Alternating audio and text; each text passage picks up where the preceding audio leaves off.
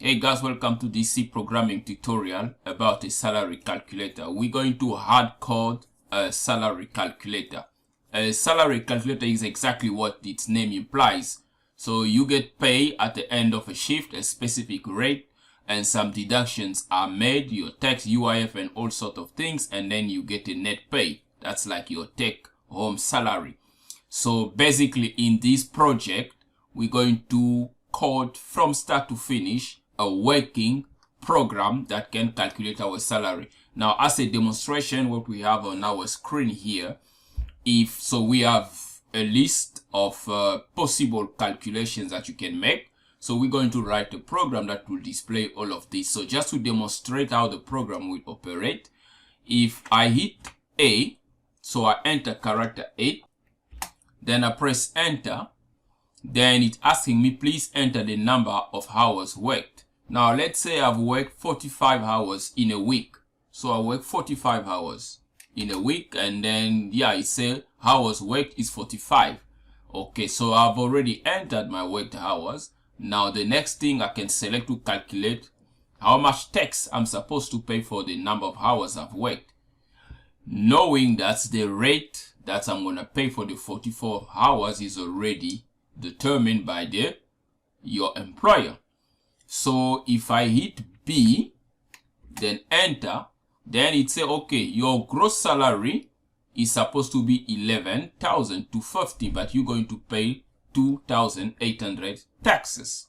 Okay, then if you hit C, then you can calculate the UIF as well. Then it says, okay, you are supposed to pay 112 UIF. Now if I hit D, for the net salary, that is now your take-home salary, then it's going to calculate it again, and then it says you're taking 8,325 home. Okay, now if you hit E, then it's going to display the result in a tabulated manner. So there is your result. So you got your gross salary, your tax, UIF, and everything. If you hit X, the program will exit. Application terminated successfully. So we're going to write a program from scratch to do exactly what we just demonstrated. Stick around, it's going to be a bit long, but at the end of this project, you will know a little bit more about C programming, and you will have made an important step into your journey into learning C programming language. So let's get going. If you like this video, please don't forget to give it a thumbs up and subscribe to CMTEQ channel to never miss tutorial like this. Thank you. Okay, so let's get right into it. The first thing we're going to do is let's run this program and see what's the output here. Okay, the output is hello world. Okay, so we just want to clean up. I like getting a clean screen. By clean screen, what I mean is if you run this program again, you see this process return that just tell you the system executed well. If we don't want that, now to remove that, it's simple. You just have to get your system to wait for a user input, and then there will be nothing on your screen like this. Okay, so now the first thing to do here is we need to create a header file, because we're going to write a couple of functions that will perform operations for us. So I don't want us to write everything here, then it's going to be not very neat. We're going to create a library. I've got a video that shows how to create a C programming library. You can look it up in the description box. Now to do that, to create our library, we're just going to go File, New, Create File. Then we're going to choose a header file. Then we're going to save it into this project. So we just call it salary calculator. It's going to be a .h file. Debug, release, fine. Then here it is. So it's already placed into a header folder for the project directory. Now you can see clearly it's still an empty file. So what we're going to do is we're going to take all of this C libraries. These are the standard libraries, so we put them in here, and that way we can just call in a 1 include, which is going to be our salary calculator header file. So by doing that, we're basically accessing this. If we run the program again, the program will compile without any problem. So the next thing to do is we're going to create a menu. To do that, we need to create the function that will display our menu. So I'm gonna go ahead and remove this. Then I'm going to create a variable, character type variable. I'm gonna call it select and initialize it to 0. So this variable is going to hold a character that we are going to be calling. So what we will do is then we're gonna say select will be equal to menu. So menu is a function that will display our menu on the output screen. Now right now, if I run this, there will be an error because we don't have a function menu yet. The program will obviously complain because there is no menu that is created. So what we need to do is we need to create this menu program so that the program can recognize it. As you can see right here, it says undefined reference menu. Okay, so the function returned exit 1, so it returned a value of 1, so there is an error. If it returns 0, then there is no error, so the function have executed successfully. So return 1 means the function did not execute successfully. Reason why? There is this problem, so we need to create this function. So what do we do in order to create this function? We're going to create a new source file. So we go, as we've already created the header file, we go to the same procedure, then we say source and then C source file. That's correct. Then we're going to call it exactly the same name, salary calculator. This time it's going to be a .c file. So now we got our C source file. That is an empty file. Now what we're going to do is this source file needs some library as well. We already have our library here. So what we're going to do is we're going to call the source file also here. So we're going to call the header file in the salary calculator. Then we're now going to create the function of car menu. Now you know it's a function of type character, so it's not a void function, so which means this function must return something. So it has to return something. What is it going to return? It must return a value. So we're going to say car val. So that is what the function is going to return. Then we say return car val, like that. Now if we run, we're still going to have a problem. Why? Because we don't have a function prototype yet. So we now come here, we create the function prototype. So that is car menu, like that. Now we have a function prototype. Now if we run this program, I am certain that it's not going to crash anymore because this header file got the function prototype here, and this function prototype is pointing us to this function. So let's run it and see if the problem will go away. Okay, we still have a problem. What does it say? Okay, we forgot a double quote there to close that header file. And we run again. Boom.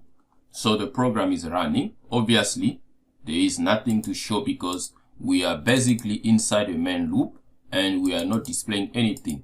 So if we want to display something, we can just print F here and then we just say test. Okay, then we go into our main and run it again. Then we should have test in our screen. There is test on our screen, so which means the program is working. Okay, so we know that according to the demonstration program that we've shown, so according to this demonstration program, we are running, this is running in a continuous loop as long as the select is not equal to X, because this is what the select is waiting. So if we enter X here, we're going to exit the loop and the program will terminate and close. Now what that means is we are running on a continuous loop. That is a do while loop. So we're doing while select value is not equal to X. So what that means is we're going to now use a do while loop into our program so that we can run the menu. Remember, the menu here is we are expecting a value to be returned from the menu. We're going to sort that out later. So we first create our do while loop like that. So now this is the do while what? So we're going to run this loop while select is not equal to what? Exit. But now we've got another problem. What's the problem? Exit does not exist. We don't have a variable exist. So if we run this code right now, there's going to be a problem. And the problem is exactly, it says error exit is undeclared. So we need to go ahead and declare this. But before we do that, let's just copy this and put it inside the function, because that way it must be. So that is there. Now we need to go ahead and create a variable exit, declare it. So we're going to declare it into our header file in a form of a micro. So let's go ahead and do that. So what we do is we define. So we are defining now a micro. It's a these micro variable, usually they don't occupy memory spaces. They are very handy for writing large codes. So we say exit and we pass a character to it with a value of x. So now our program will be looking at that. Now if we run this again, I am almost certain that the error is gone, because now exit is defined. Now you can see now we are stuck in this do while loop. Because why? The loop is still valid, because select that we are waiting is not equal to exit. What is the value of select? Nobody knows what's the value of select. Because if we come here, select is expecting a return value for this function, because that's what we say, select is equal to menu. Now menu function here still is returning as it's a junk. If we have to put this program into a debug mode and run this code, you clearly see there will be a bunch of junk or address wherever this character is storing right now. That's what we're gonna get, and it's not equal to exit. This is why the loop is continuous. Okay, so now we go into our menu function here. That is this function. Now we need to implement our menu. But first, let's make this function to accept the user input. So which means we have to prompt.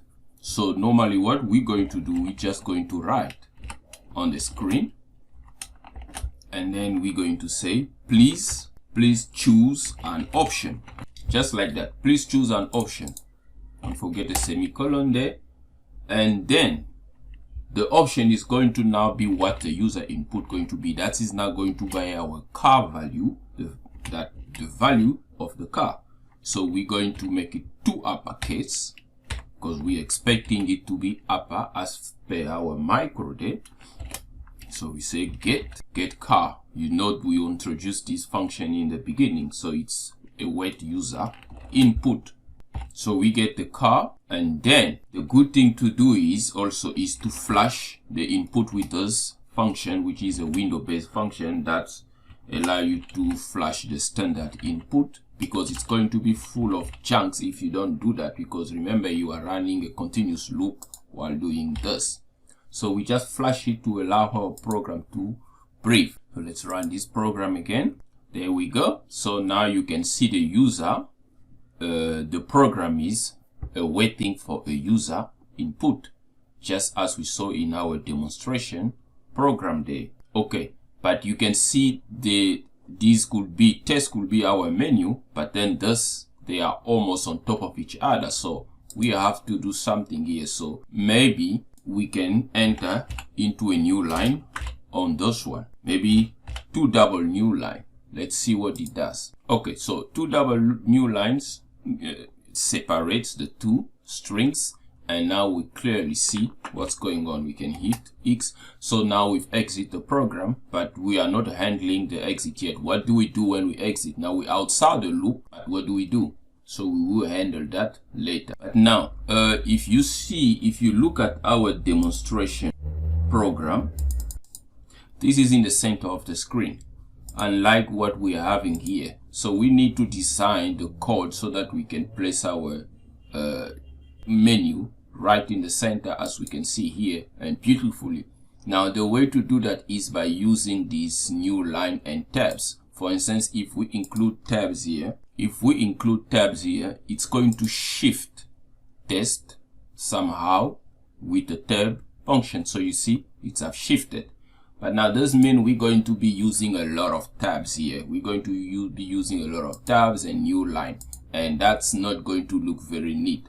So I'm going to introduce a new function here that is a Windows function, and we're going to take advantage of that function. So we're going to create a function that will basically, instead of using tabs and new lines, we are going to be using the coordinates. Remember, there are coordinates here. You have your X coordinate and your Y coordinate. So we're going to write a function that will basically talk to those coordinates. So let's see how we can implement it. So the first thing to do here is we come into the header files here.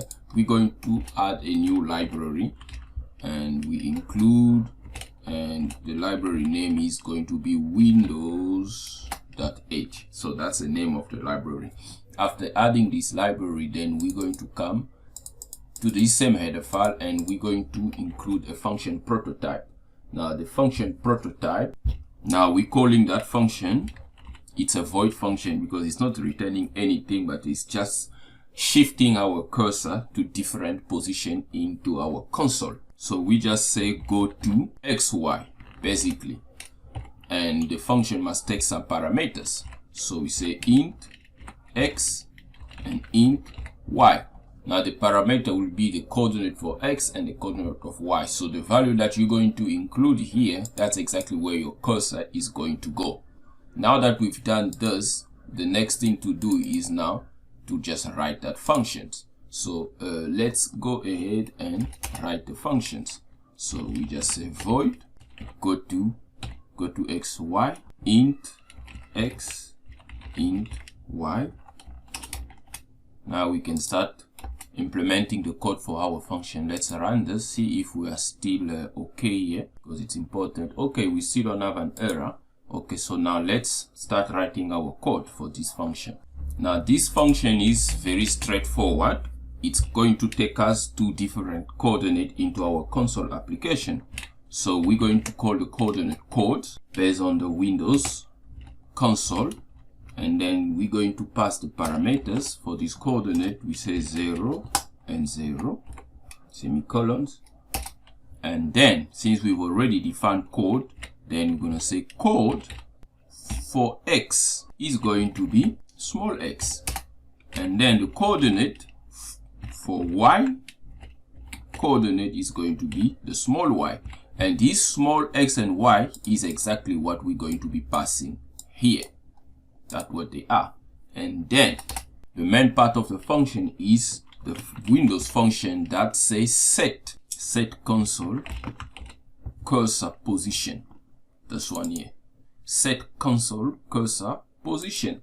And this function takes two parameters. The one parameter is another function that says get std handle, right here at the bottom, get std handle, and then we're going to pass the parameter for that. It's going to be std underscore output handle, and then the next coordinate will be the codes that we're going to be passing to the function. So that is this x and y.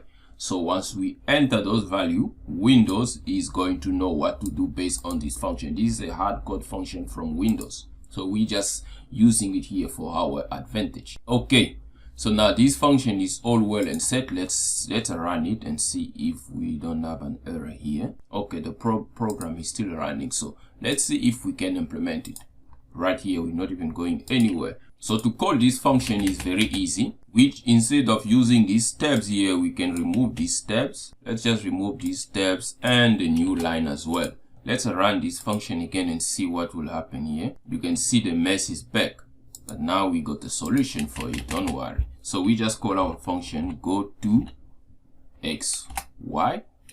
Now we need to pass the coordinate. where do we want to go? Let's say, for instance, we on the x-axis, this is the x-axis, we want to be maybe 10 unit, and then on the y we want to be 5. Let's just see where the test will go.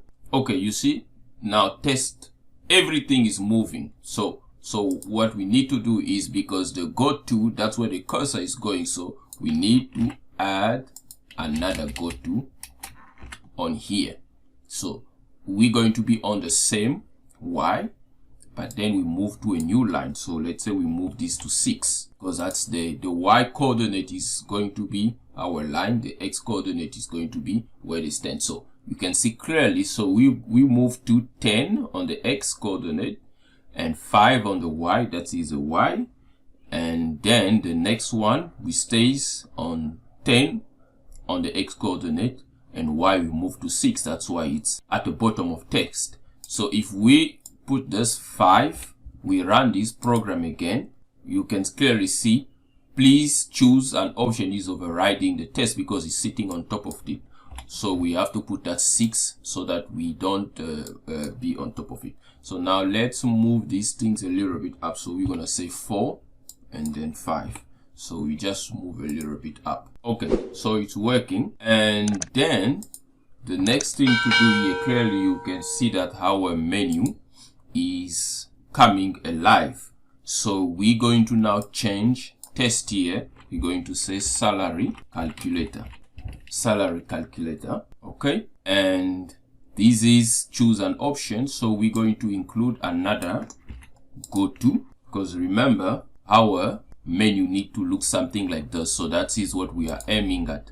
So which means, so if we use another go to, I just want to copy here so that we can move a little bit faster. Then this is going to be the underlining. Okay, that's the underlining. So this is 5, then this one must move to 6, but let's move this way down, so making 10. Okay, so let's run. Okay, so we can see something is coming alive here. Something is clearly coming alive. Let's move this one a little bit to 12.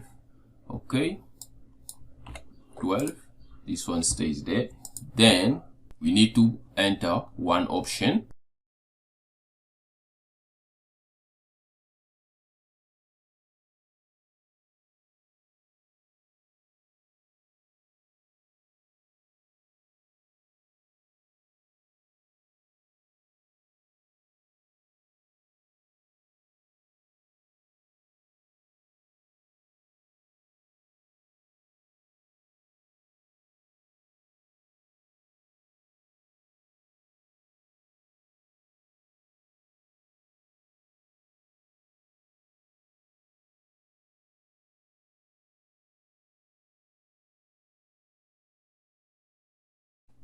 Okay, so here is our menu that have been completed.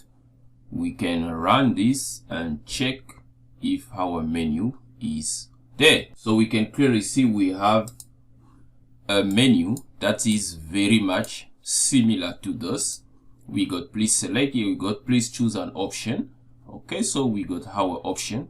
Our menu is a little bit too stuck up, so we just have to perhaps just create some spaces in between them, and that's going to be easy. Let's see if we can just add those spaces. That basically mean this one is on 6, this one must just be 8, and this must be 10, 11, no, 10, 12, and that must be 14, and that must be 16. So this one can probably go to 18. Let's run it again and see. Okay, so here is the salary calculator menu. So I'm going to stop this video here because it's getting a little bit too long. And please guys, stay tuned for the next tutorial. That is now when we are going to see. Remember, please choose an option is waiting for all these options to be selected. So we're now going to hard code each one of these options. What do we do when the user select one of the options, and then return back to our program. Thank you for watching. Please give it a thumbs up if it was useful to you, and don't forget to subscribe to this channel for more videos like this. Cheers. Hey guys, welcome back to the C programming tutorial. This is part 2 on our series of salary calculator programming. If you haven't watched the previous tutorial that we generated this menu, please check on the link below to watch the video to update yourself. So in this tutorial, we are going to handle all these options on our menus.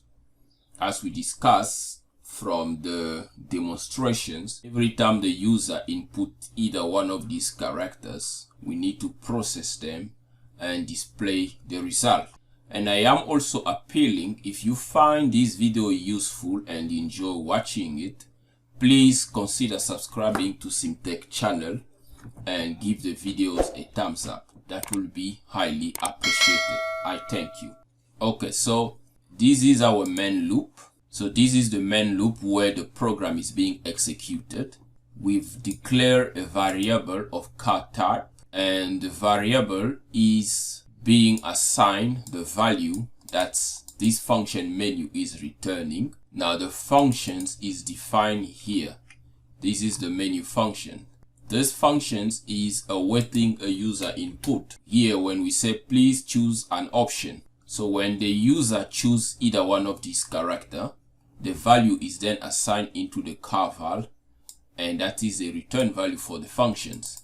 And that return value is then assigned into this select variable that we have defined. And that is then processed with a switch statement. So we're going to include a switch statement here that will be handling all the cases based on the return from the menu function. And the loop will be running. As you can see, it's a do while loop, so it's first going to execute before checking the conditions. So long as the condition of the loop is not true, the exit condition is not true, the loop will stay indefinitely inside that do while. So the first thing to do here is to include our switch statement. So we go switch, open bracket. Then what are we switching? We're switching select, because that's the value that we're going to switching into different cases. Now the different cases that we have to process are the cases that are coming from the menu function here. Now we know we got case A, that is going to be entering the number of hours, and then the calculated tax, the UIF, the net salary, and the case to display the result, and the one case is to exit. So these are our cases. So we need to be handling them, but we're going to change them a little bit. Instead of writing the characters, we're going to give them a meaningful name for our cases. So we go case 1. So that will be for hours. So this is for hours work. Now we're going to just leave it empty for now, because we're going to be handling. So we're going to handle them later. So remember to put your break, otherwise your case is just going to overflow. It's not going to know when to stop. And the next case to handle is to calculate the tax. So we're just going to say tax, and then we break. Next case to calculate is your UIF, then we break. Next case to handle is going to be your net salary. That is your take home pay. Then we break. And then the next case will be to display the result. So we're just gonna say display, just shortening it there, and then we break, small later. Okay, then the next case is to exit the loop. So that is to exit the loop, and we break. Now we also need to have a default case. The default case is if either one of these is not entered, you need to do something. So if the user does not select either one of these, or the user enter some other random character that is not hard coded here, then you need to handle it as well. So that will be the default case. So we're going to handle it here. So this is where we're going to write the code for all our cases. Okay, now what do we do next? As you may notice that all these variables that we've now added here, they don't exist. If we run this program, let's just stop there. If we run this program, you can see the program will crash with a lot of errors. It's telling us, well, we don't know what this is. Hours, that's undeclared. Taxes undeclared. UIF is undeclared. All of these are undeclared. So what then do we need to do? We need to define them. we need to declare this variable. So we're not going to declare them like in character types or integer type or string type, what have you. We're going to declare them as in the form of micros.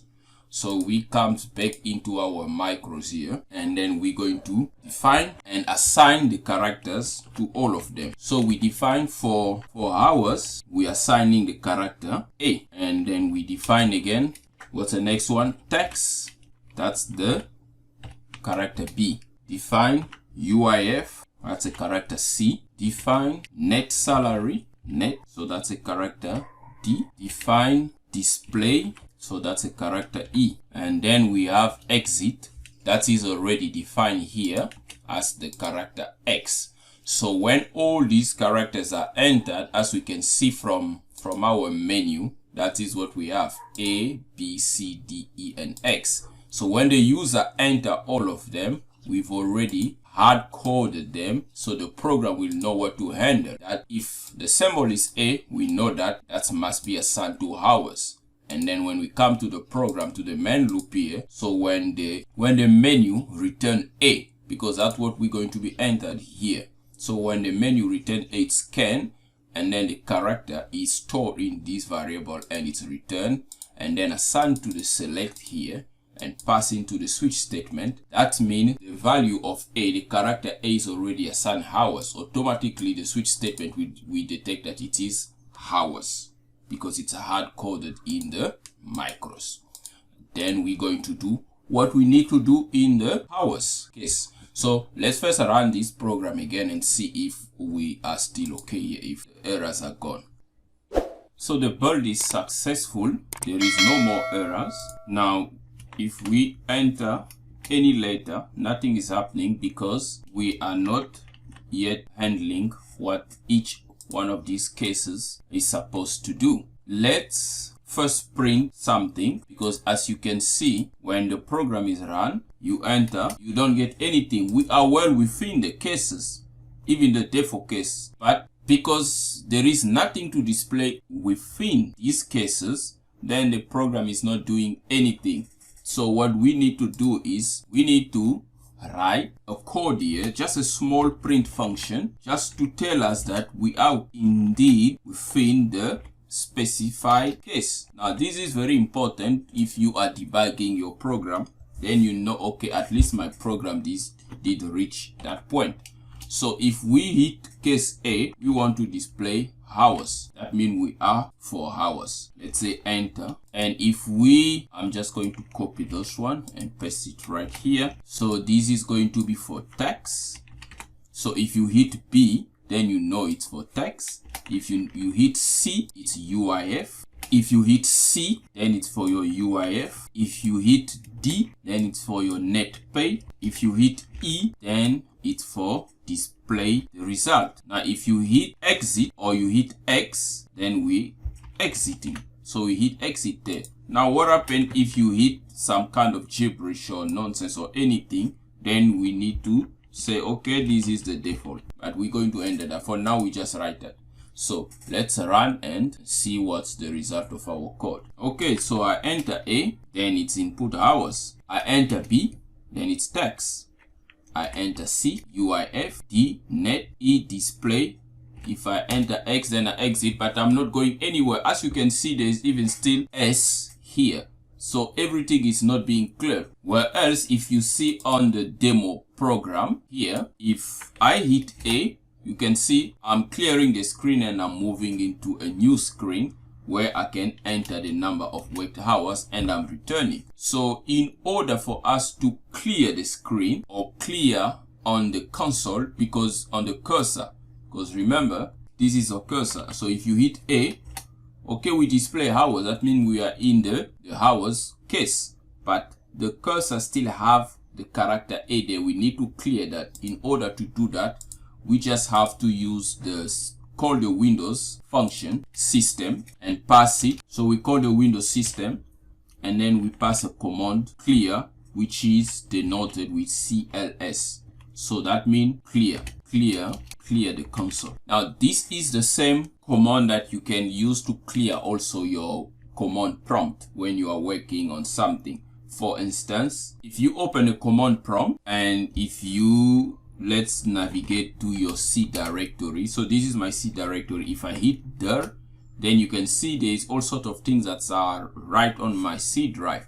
But now if I want to clear this console, I just hit CLS, then I'm clearing the whole console. So this is exactly the same thing we're going to be doing there. But I want to add something that is going to be flashing the input also. So that is very important because we are running a loop and entering a lot of input. So we need to be clearing the buffer to let our program run smoothly. So we just put std in, that's a standard input. So we clear the buffer there. Now let's try the program again and see if that's going to work. Okay, so I enter A. Now you see A is going. So let's try B. B is disappearing, but you can see something is flashing here. Tax is flashing fast. Now what we need to do, we need to hold it there before it disappears. So we just need to add in a delay here. We need to add a delay. So in C programming, the delay is enabled with a sleep function. So basically the sleep function allow your processor to wait and do nothing while something is being executed, or I mean basically just do nothing. So if when the program run here with print hours and we get to this line, hours is still there, but the program stops before it moves to something else. So you can see that because we didn't have the delay, so as soon as the program was moving, hours was being cleared because we were getting here, and this happened very fast. So now we want to delay for 2 seconds before we get to this point to clear the console. So let's try that. Okay, let's enter A. See now we got hours and it's clear after 2 seconds. Let's try that again. Hours cleared after 2 seconds. Let's enter debrief. You see that's still going faster because we don't have a delay on the default options there. Okay, but we want to clear the whole screen after we enter our case. So what do? Because we know that we're getting our screen here, the menu is coming from this select option that is displaying the menu. So what we need to do is we need to run the same option, the same command. After we've loaded the menu, we need to run the command again, and that is going to clear our menu. So let's just make a space there and paste the same command. So after pasting this same command, now when the menu is executed and displayed on our screen, we enter the loop.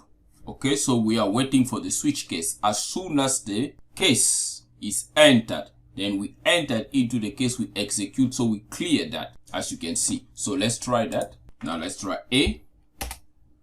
You see, so we're clearing the menu, we're displaying for 2 seconds, and we're coming back. Now we're coming back. 2 seconds, we're coming back. Now even the default will work. We're going to clear, you see, but it's happening very fast. Why? Because we don't have a delay. So we need to enter the delay as well on the other cases. So let me just copy here and then paste it there on each one of these cases. Right. Okay, so that's all. So if we run this again, now we got delay everywhere. So I can hit E and it's gonna display for a moment, and then we can handle every other cases. So that's also the exit. Okay, so we're going to stop this program for now here before it gets too long. So in the next tutorial, we're now going to handle some of these cases properly, because now remember, every cases is an option. So we're going to have functions that are going to deal with that. So if you enter X, then there must be a function that must handle the exit. If you enter the default, we need to write a function that can handle the default, or just write the message to display on the screen, and so forth for all other cases. So stay tuned for the next tutorial. Please guys, give it a thumbs up and subscribe to my channel if you haven't done that yet, and stay tuned for the next tutorial. Thank you. Hey guys, welcome back to this series of tutorial on how to program a salary calculator. In the previous tutorial, we created our menu and saw how to process the user input. In this tutorial, we're now going to implement the code on how to handle each case. If you like this tutorial, please give it a thumbs up, drop a comment below, and don't forget to subscribe to CMTEQ channel for more tutorial like this. Now in this tutorial, we are going to process each one of these cases if times allow us. The first case here is for hours, when the user input the hours. Now if the user input character A, now we're displaying hours, but now we need to ask the user to please enter the number of hours. So now the first thing to do here is let's first display hours in the middle of the screen. As you can see, it's appearing on the top corner. Now if you watch the previous tutorial, we created a function, this function, which is a go to xy. So this function basically let us navigate on our console applications. So we're going to call that function again. As you can see, the IntelliSense is working for us. Then we pass the coordinate for x 10 and then for y we say 8. Then let's run again and check character A. Now hours is standing right where we want it to be at least. Okay, then we can say then to ask the question nicely, please enter the number of hours worked, semicolon there. Okay, now we're asking the user to enter the number of hours. Let's try that again. Character A, boom. Okay, so now the cursor is blinking and waiting for us to enter the number of hours. Let's just remove the, but then we need to process what the user will input. So in order to do that, we need to make use of the scanf functions. So that's the function that scan integer, scanf. Now remember, we use the function getChar. Now this function only get characters. Now if we want to get integer, we use this function here, scanf. Now we have to format specify the character, the integers that are going to be input. So we say we expecting the user to input integers of short or long. So the H is for short and D is for integers. And then we want the values that the user is going to input to be stored into hours. Now in order for that value to be stored, we have to dereference it. And that is by including that end. Now, but if we run the program now, the program will crash because we don't have hours yet declared in our program. So we come here and then we declare it.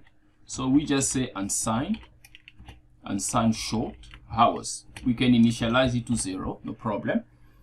Now we run the program will work, but we won't know if indeed we are receiving what the user is inputting. Just for commercial reason, we can write another print statement here. Okay, print, and then we want to capture what the user is inputting and display it on our screen. So %d, and then we say hours. Then let's just, for the fun of it, we say you have entered X amount of hours. Let's try the program. Enter character A. Okay, please enter the number of hours worked. So I enter 45, click enter, then you say you have enter. You see it's going in very fast. Let's try that again. You have entered 45. Now this is the time delay is exactly the same 2 seconds. We can increase that if we want to. Okay, so now we know that the 45 hours is being now whatever the value of the worked hours the user enter is now being stored in this variable here. And now we don't have any program or code here to process it. So this is the code. But now you can see that we will be writing all this code on each one of these cases. So that's going to be a bit crowded on the main function here. So we want the main function to be clean.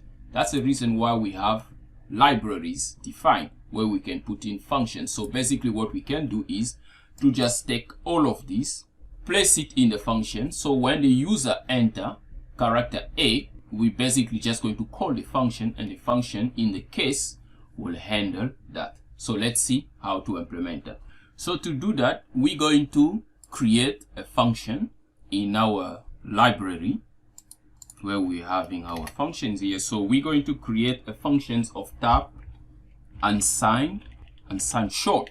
So that's what the function is going to be returned. So that's a return type of the function. It's an unsigned short. Then what's the name of the function? We say, well, we call it acquire hours. Acquire hours. So basically, the user need to acquire the number of worked hours. I mean, the program need to acquire the number of worked hours. So this is now our functions. Now remember, this function is not accepting any input, just like that. So in order to do our function prototype, we just copy that and go into our header files here, and then we just tap there. So now our functions got a prototype, and we go back in here, then we can start typing our functions before we can call it there. Or let's just first call it. Okay, or let's copy everything and then just add it into the functions. The reason why we've created the function is basically so we can copy everything and place it in here. Okay, now we know we're going to jump into these functions, and this is what we're going to do. But now these functions is an unsigned short function, so which means it's expecting a return. So what are we returning here? We are returning hours. So that's what we're returning from the function, hours. But now we know that the hours is not defined here in the program. We only defined hours here. It's only declared here. So what we have to do is we have to copy this one as well. But we're going to leave that one there yet, and we're going to just copy this one here like that. Now hours have been declared and initialized to 0, and the code will run as we've already tested it on the main functions. Now this one here, we're going to call it hours work, and this is going to be important for us to process some of the cases that's going to happen here, because remember, every other calculation is going to happen based on what we entered.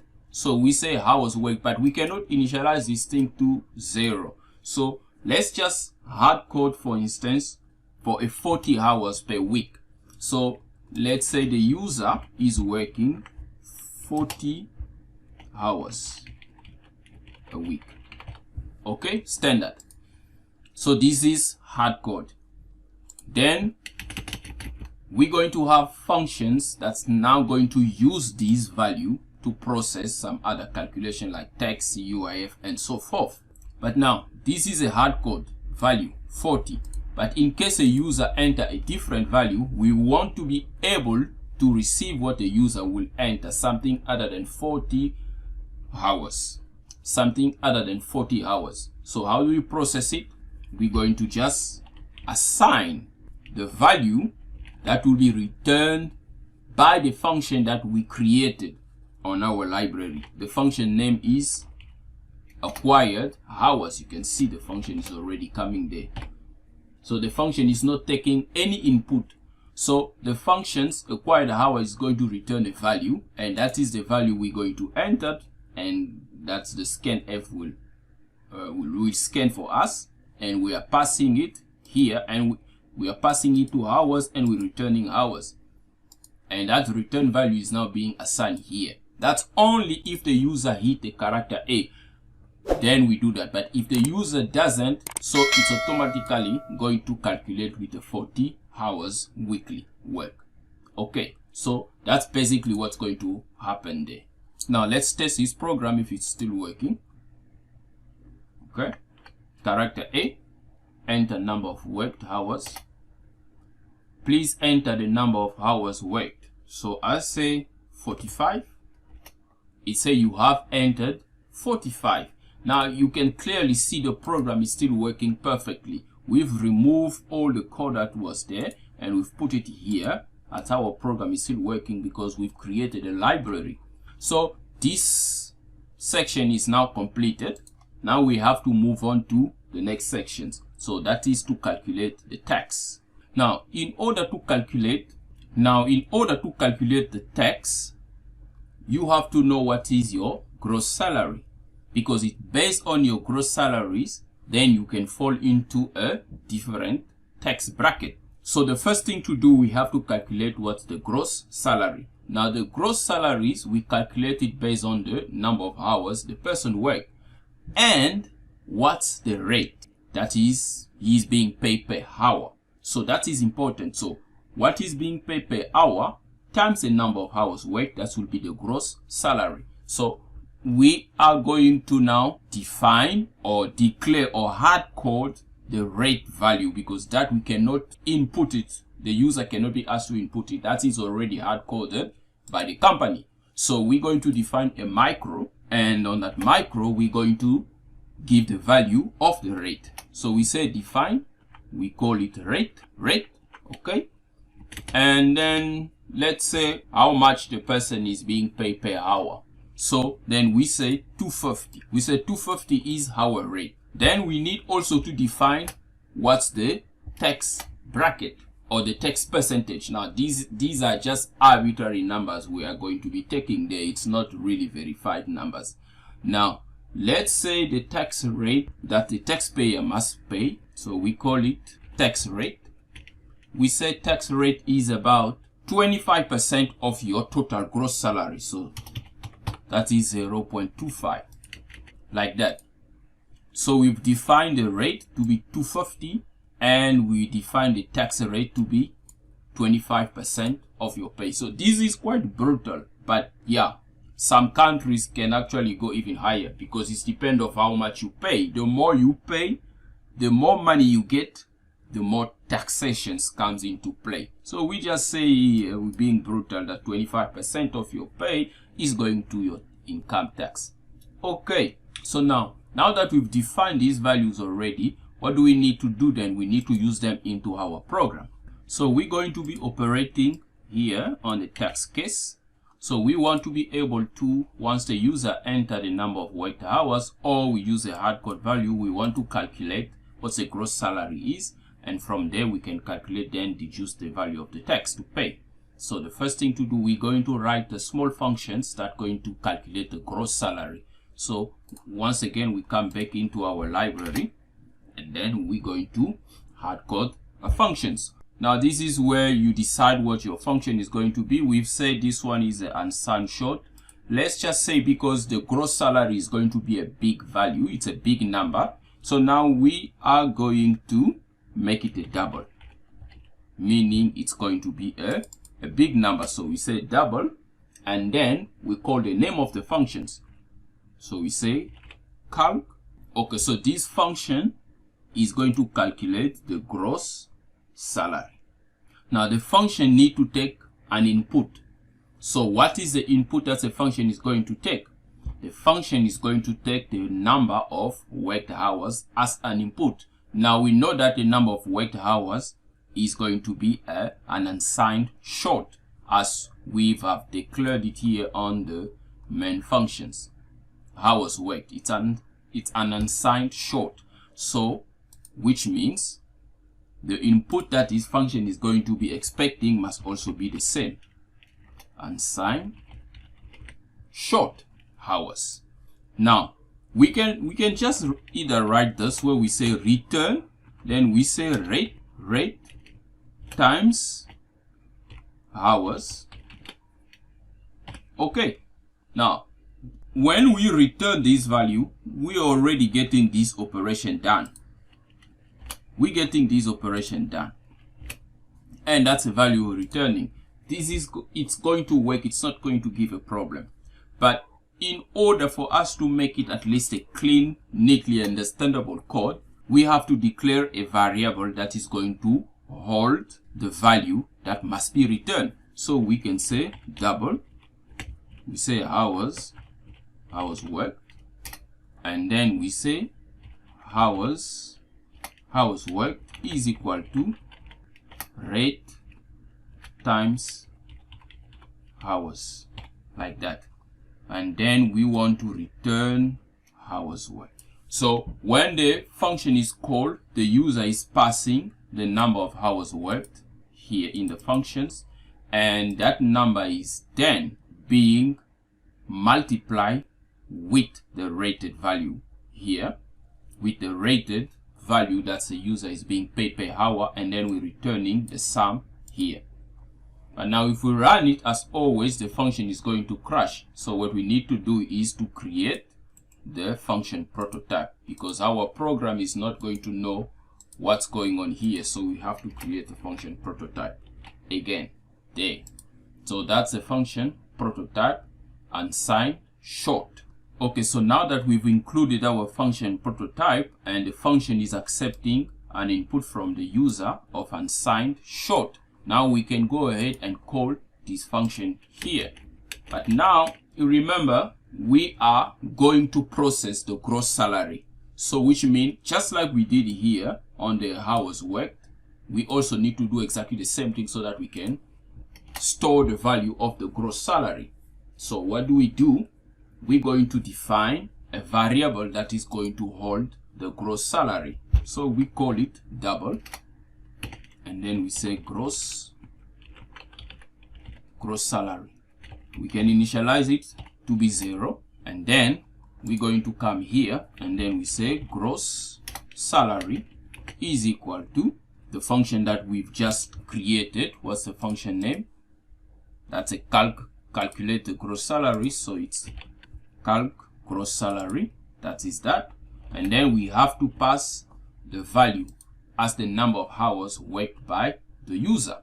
So that number, we are acquiring it here from this value here, or that one that is already hard coded. So it's exactly the same thing. So we're passing that here. So that's basically it. So when the program runs, when the user hit text, we are processing this here. We're passing the number of worked hours, and we're calling the functions, and this function is calculating it for us and it's returning the value of the gross salary. Now all we have to do now is to display the value of the gross salary on our screen.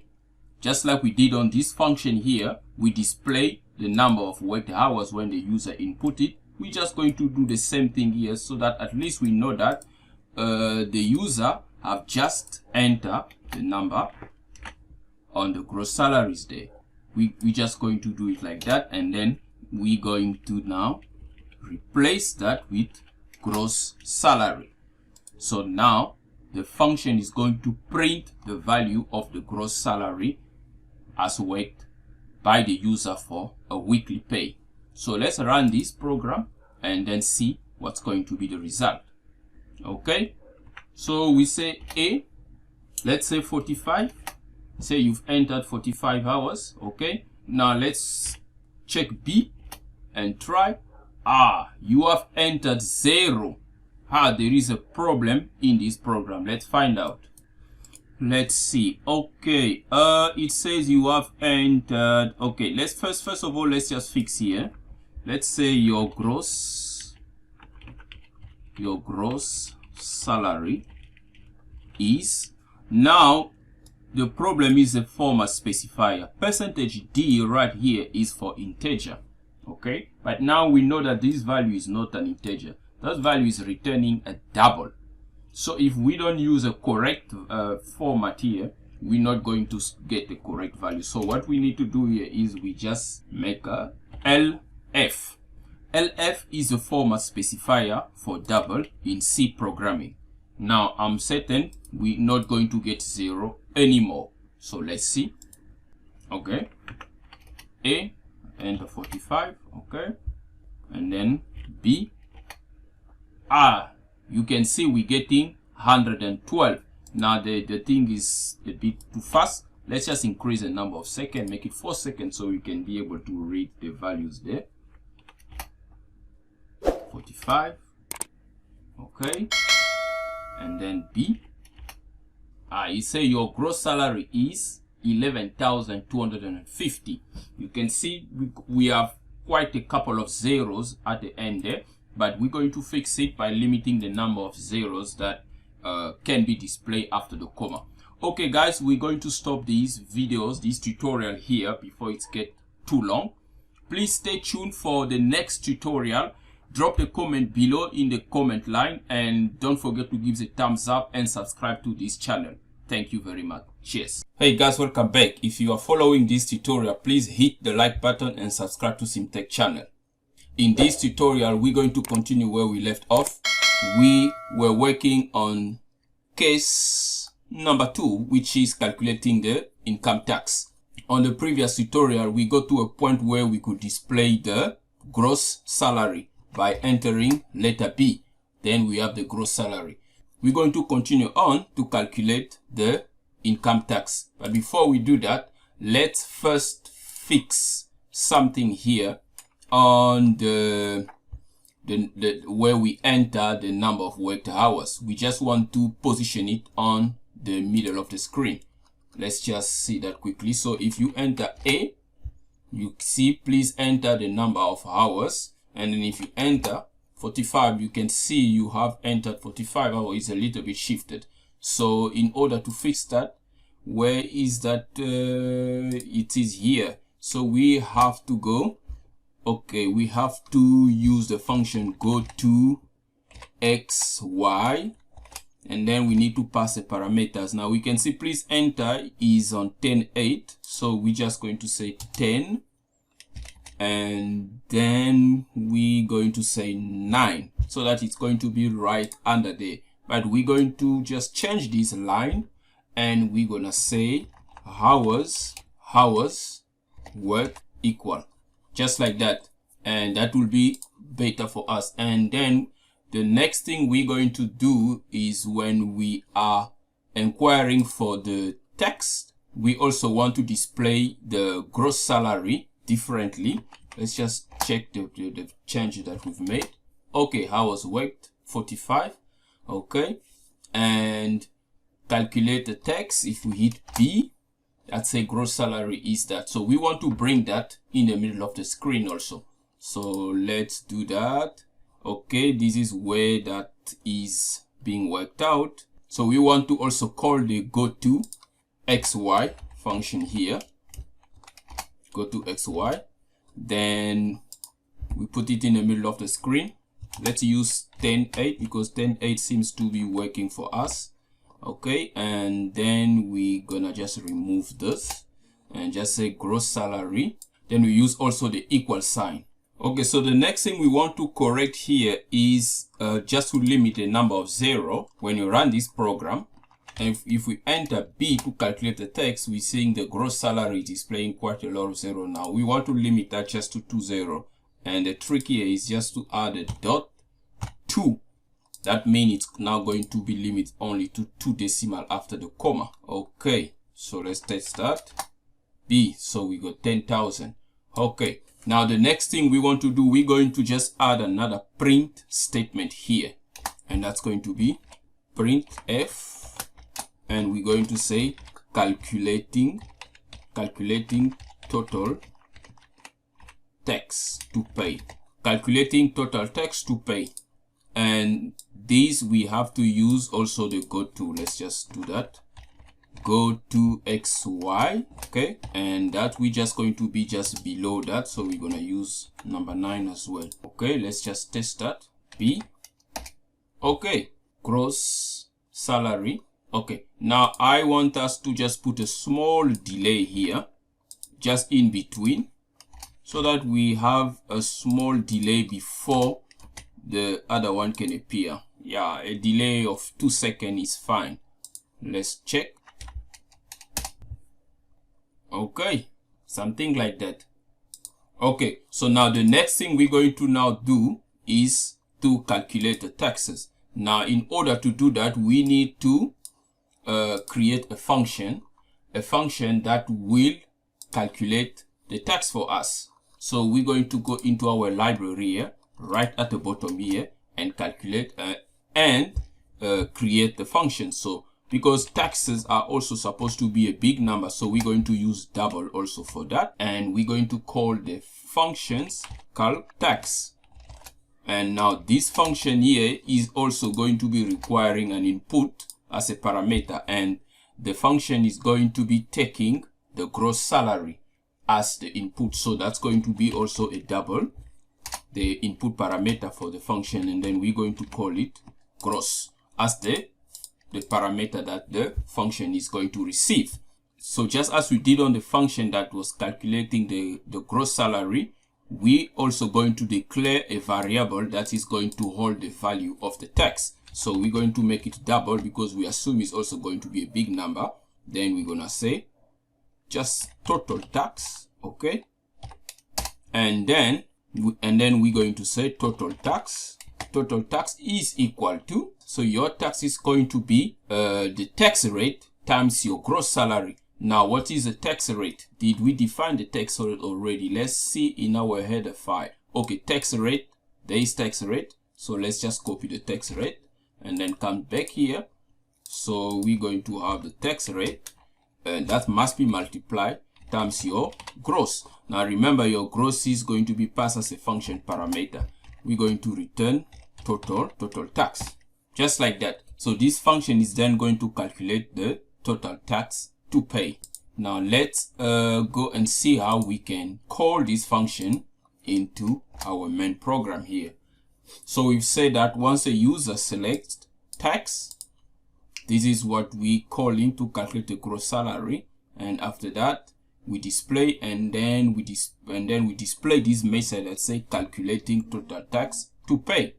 Now the next thing to do here is we have to now call the function that is going to calculate the tax. So what we need to do, so just as we did here by declaring a variable that is going to hold the gross salary, we also need to declare a variable that is going to hold the total tax to pay. So we're going to declare it as a double because it's going to be a big number. We're going to call it tax, and then we're going to initialize it with 0. So after that, we can just say tax is equal to, now we call the functions that is calculating the tax, that is here, calc tax. Then the parameter that we are passing into this function is the gross salary. So we're just going to pass gross salary into the function. Now we are going to get the value of the total tax to pay into this variable here. Now we need to display it on our screen. So we're going to use a go to function. This time we're going to go to the second line, one line below this line here. So that's going to be 1010. Then we're going to write another print statement here. Let's just copy to make it a bit fast. Okay. Then from here, what we're going to display is the value text. So we're going to say total tax equal percentage LF 0.2 for 2 decimal.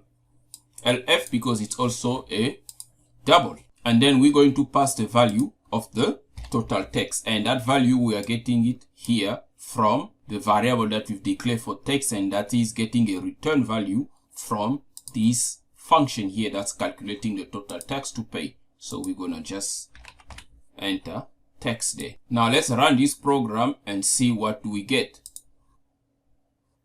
Okay, I'm just gonna enter B. It says gross salary calculating. Okay, it said total tax to pay is 00. There is something wrong here. What's going on here? Tax is a double. Everything seems to be fine here, but why are we getting 0? Let's just check again. Okay, let's start with A, 45. Okay, and then calculate the hours, the tax. Okay, gross salary, calculating tax, but your tax is still 0. What's going on here? Let's see.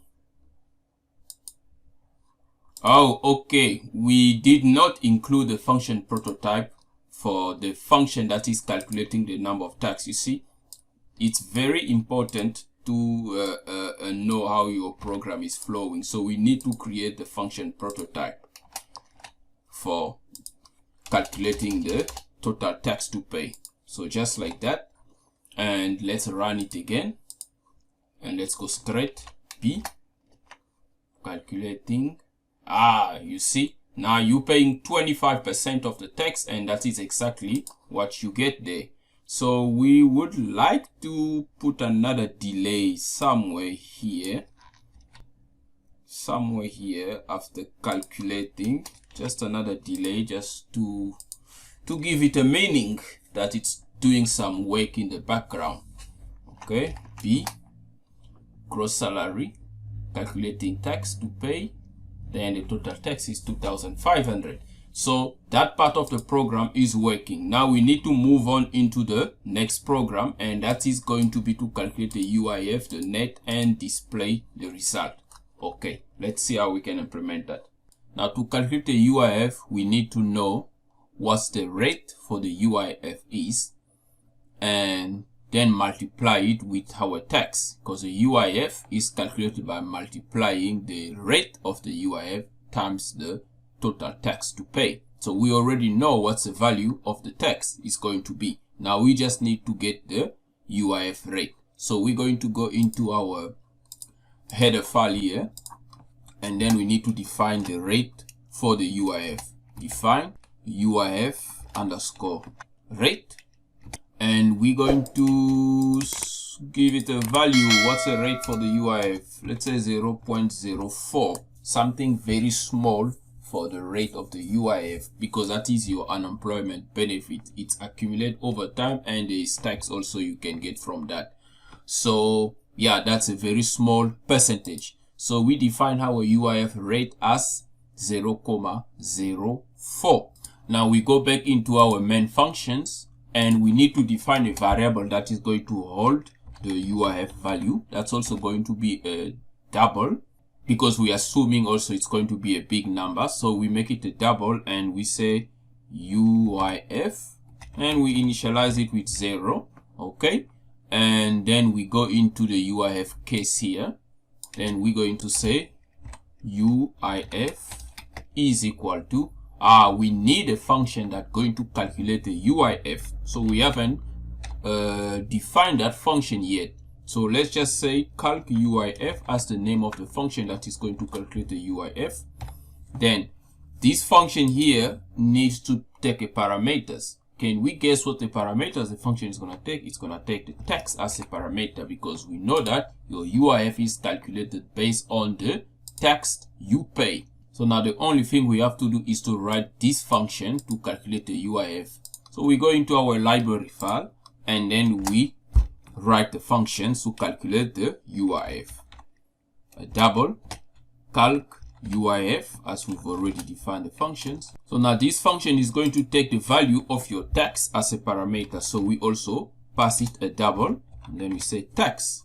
Then just as we've done with the other functions as well, we're going to declare a variable that's going to hold the UIF. So we say UIF. Okay, and then we say UIF is equal to your tax times UIF rate, like that. And then we return UIF.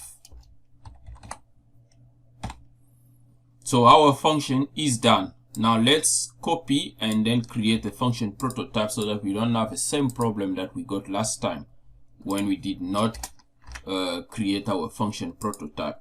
Now we've got the function to calculate the UIF, and we are already calling this function here in our main program.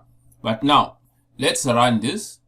We're getting an error here on this line where we declare, when we're calling the functions, call UIF. What's the problem here? Let's see what the error is.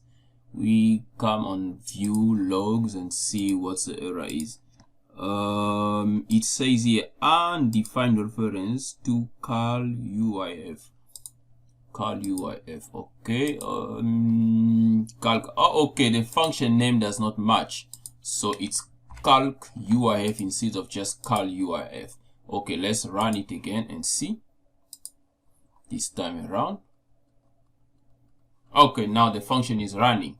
Now if we hit C to calculate our UIF, you can see there is nothing. We're not getting anything on the screen because there is nothing to display. Now let's see if we try to display something based on the UIF. So First, let's hit the go to xy function so that we know that we're going somewhere in the middle of a screen. So we say 10 and we say 8. Then we call the print statement, printf. Then we say UIF is equal percentage .2 LF, and then we can pass the UIF value there. Now we can run it and see if we're going to get a UIF display on our screen. We hit C, UIF, we're getting a UIF is equal to 0. Now, we're not supposed to get a UIF equal to 0 because we know we are passing. You see the problem? Because we are moving directly from the options. Now, because we're getting 0 because the tax have not been calculated and the total hours, the gross salary have also not been calculated. So what we need to do is, since this option can be called independently because we have a hard-coded number of hours already, then what we need to do is, so every time each case is called, we need to recall all the other functions so that they can do the calculation for us. So what we have to do is to copy this function that calculating the gross salary for us. We're going to paste it there because it needs to run also, and then we're going to also get the function that calculates the tax because the tax depend on the gross salary. So when we run this function and then we get a result, then we run the tax also calculation, and then we pass the gross salary, and then only then that result we can pass it into this function to calculate the UIF. Now if we run this program, we're going to get a value for our UIF. So let's see, number C. You can see there we are paying 100 rent for the UIF. So it's working. Now let's just add the print statement just as we did here in the on the tax calculation so that we can get a proper screen display. So we are going to just add this line here that is calculating the UIF. So we say this line is at go to 10 and 9. So we're just going to paste it here. Okay, 10, 9. And then we're going to put a delay. Yes, we're going to put a delay. Okay, so let's grab this one, and that one must come after the delay, like that. Calculating total UIF, calculating total UIF. Okay, calculating total UIF. And after that we delay, and then we calculate the UIF, and then we display the UIF. Okay, now let's try that and see what we get on the screen. Okay, there's going to be a problem because we did not change here to 10. So let's see. Let's rather make this 8 and make this 9. Okay, so we go 6, calculating UIF. UIF is 100. Okay, so that's exactly what we want there, and that part is working. So we move on to the next one. So that is now going to calculate the net salary. The net salary is your gross salary minus all the deductions. So at this point, the only deduction we're working here is going to be the tax and your UIF. Other deductions that we're not considering in this program here, so only those two. So then to do that, in order to do that, we need to as always write a function that is going to process the net salary, and then we're going to call this function into our case here. So let's do that. So we go into our library, and now let's write a function to calculate the net salary. So it's also going to be a double because the value is expected to be big. So we say net salary as the name of the function. Now this function is going to take 3 parameters, and they're all going to be double. So the first parameter is going to be the gross salary, and the next parameter is also going to be the double, and this one is going to be tax, and the last parameter also a double. It's going to be your UIF. So these are all the parameters that the user need to pass to this function in order to get your net salary. Then we're going to declare also a variable that is going to hold the salary. So we call it double, and then we say net sal for salary, and then net sal is going to be equal to your gross minus your tax and minus your UIF, like that. Then we're going to return your net sal. And before we can go to our main function, let's copy this and then paste it into the function prototype, because if we don't do that, then our main function is not gonna know where to locate the function that we are calling. So we just remove this variable, just leave the type, tax and UIF and semicolons. Okay, so now we go back to our main function. So we know that we've defined it well. We're going to pass the variables and then calculate and return the net sal. So everything is fine there. Now we come into our net salary here. Then we also need to declare another variable on the main functions to hold the salary. So we call it also a double, and we say net pay. We initialize it to be equal to 0. Then we come into the case for net salary, and we say net pay equal to net salary. There we go, net salary. Now you can see the IntelliSense is telling us that this functions is waiting for 3 input parameters. So we have to pass the input parameters. So the first one is going to be the gross salary. The next one is going to be the tax. And the last one is going to be your UIF. There. Also a double. So there is your UIF, your tax, and the gross salary. But now, if we just leave it like this, the net pay once again is going to be, so if we format specifier there 0.02 LF, and then we pass net pay. If we run it independently, we're also going to get 0, just as we saw there. So the first thing to do also is to just copy this function here and paste it there so that it can also compute the value of the gross salary and the tax for us. Only then we can pass those variables here. And remember, this one, the number of hours worked, is already hard-coded. Even if the user don't select the first K to enter the number of hours, that is already hard-coded as to be 40, and we're going to get it there. So now if we run, I'm sure we're going to get something. Let's just put a go-to on our screen here so we can get something to display in the middle of a screen like that. So we run the function. So we run the program, and we go to calculate net salary. It says your net salary is 7,500, and that is already being deducted with all the deduction. So let's just increase this delay here to 4 seconds.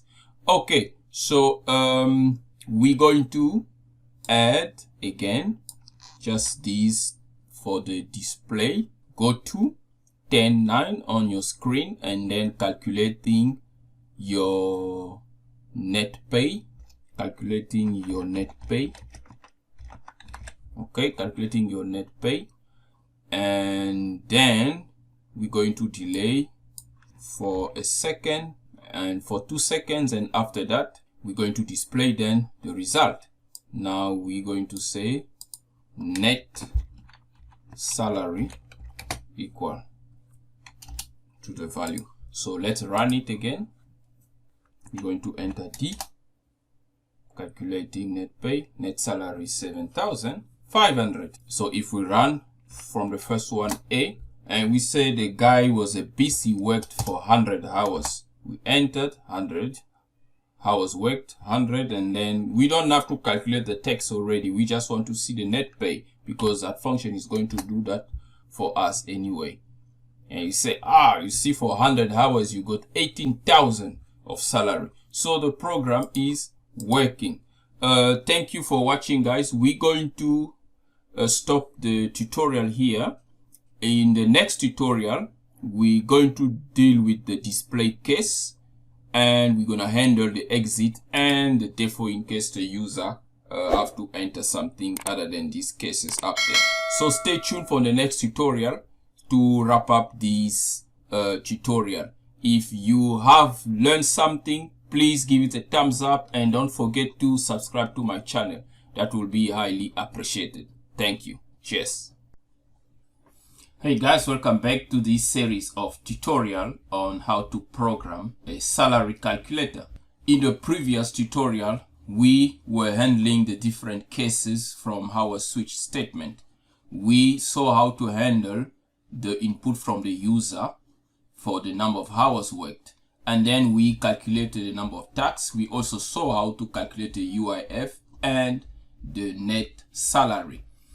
In this tutorial, we're now going to see how to display the result on our console. So because we already have the number of hours hard coded as 40, so when the user comes, the program run for the first time, if the user just want to hit to display the result, then we should be able to have everything calculated and display on our result based on the 40 hours worked. And if the user hit X, then the program should exit peacefully. We should also be able to write the code that can handle the default. For instance, right now, if I enter all sort of nonsense and we see we're just getting the default, but we should be able to handle it and be able to tell the user to enter the correct selection. If you like this series of tutorials, please give it a thumbs up and don't forget to subscribe to CMTEQ channel for more tutorials like this. So let's get into it and see how we can implement the display result. So right now, if I hit E, I'm just getting this, but now we need to display on the screen. So what we're going to do, we're going to make use of our goTo function. So we are basically going to display your payslip. So let's go ahead and change here, and then we can say your payslip. Okay, so that's going to be your payslip. And now we have to call the goTo XY functions so that the payslip can be displayed right in the middle of our screen. So we pass the parameters 10 and 8 because that's have been working for us to display text on the middle of the screen. Then we also want to underline the payslip. That's not there's a semicolon there. Then we're going to copy the goTo XY again, and then we're going to move one line below. Then we're going to use another printf. Then this time around, we're just going to underline the payslip. Now let's check this out. Number E. Okay, so your payslip. Great. So as we can see, the delay is a little bit too short, so we can make it 4 seconds. Okay, so that is now your payslip. But now what are we going to display on the payslip? We're going to move two line below. So we're going to go to 11, and then we're going to display the gross salary. We're going to display your tax, and we're going to display your UIF, and then your net pay. So let's just copy this, and then we say gross salary, tax, UIF, in capital UIF, and the last one will be net salary. Okay, but now if we run this program, we're going to see that those statements here, these print functions, are going to be on top of each other. So in order to resolve that, we need to use the goto function again to jump 2 lines below so that they don't print on top of each other. So this one gonna be 15 and the next one is going to be 17. Now let's give that a try. Okay, E. There we go. Gross salary, tax, UIF, and net pay. So now we need to display what the gross salaries are and what's the net pay. But in order to do that, we have to include the functions that calculate all these variables. Because we know when you run the program, if the user select option E, now we need to get the result. But we cannot get the result if we don't do some calculation. So just as we did in other cases, we're now going to call the functions and allow them to execute within the display case. The first two that we're taking is the gross salary and the tax calculations. Then we know that we are calculating the UIF as well. There is a function for the UIF because your UIF depends on your tax calculations. Only after you've calculated your UIF, then you can calculate your tax. So when we hit the display, we're going to calculate the gross salary based on the hard-coded hours worked, and then we're going to calculate the tax based on your gross salary, and then your UIF based on your tax, and we're going to display them next to these logos here. But then we need to calculate your net pay as well. Where is the net pay? We calculated the net pay here. There is a function that calculates the net pay. So we're going to copy that as well, and we're going to paste it here. Now, when we hit the display, we're going to process all this, but we're not displaying them yet. So now, in order to display all these calculated values next to each of the elements to the screen, we're now going to just include and pass the values into our print statement. Now we know that the gross salary is a double, so we're just going to percentage 0.2 LF. Okay, that's the format specifier for gross salary. Then we're going to just say gross salary, like that. So we know that we're going to be passing gross salary there. Now let's just put a semicolon there. Then we're going to also do exactly the same thing for the taxes. And we know that the taxes are also the double. So basically, all these elements are just using doubles. So we're going to say percentage 0.2 LF, and then we're gonna say tax, that one. We don't need this 0 there.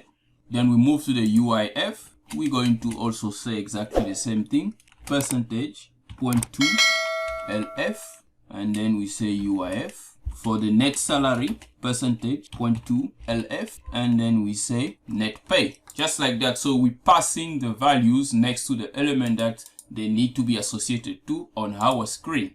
Now let's run this program and see if we have any success in what we just did. Now display E. You can see, okay, we're getting the net salary correct. Let's try that again. So the net salary is fine, UIF, tax, but there's something wrong here on the gross salary. What did we do wrong? Okay, instead of using the percentage, we use the N. So let's just correct that, like that. Okay, so that is now correct. Let's try that again. Okay, that is correct. Now we would like to align them. By aligning them, what I meant is we want to be able to just display the numbers on the same line. So that's going to be just a small tweak here. Let's just move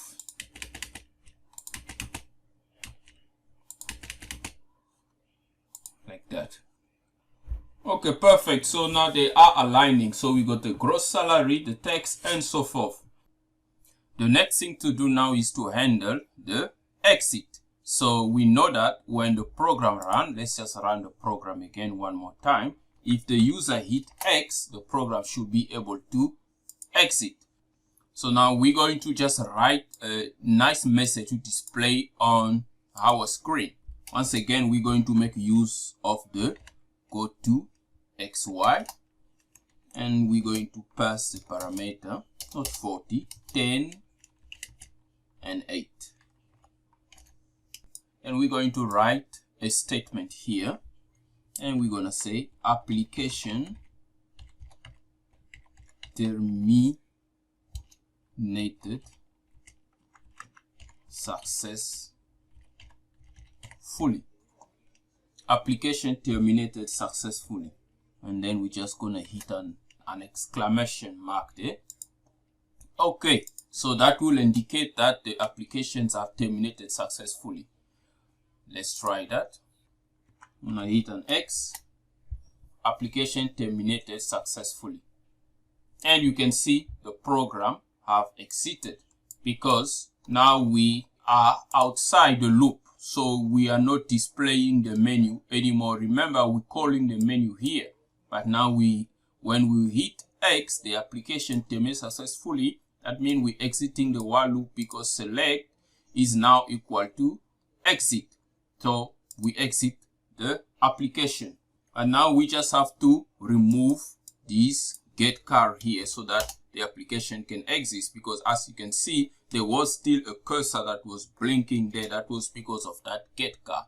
So let's remove that so that we can make sure that our application is indeed exiting. Application terminated successfully, and the program returns 0.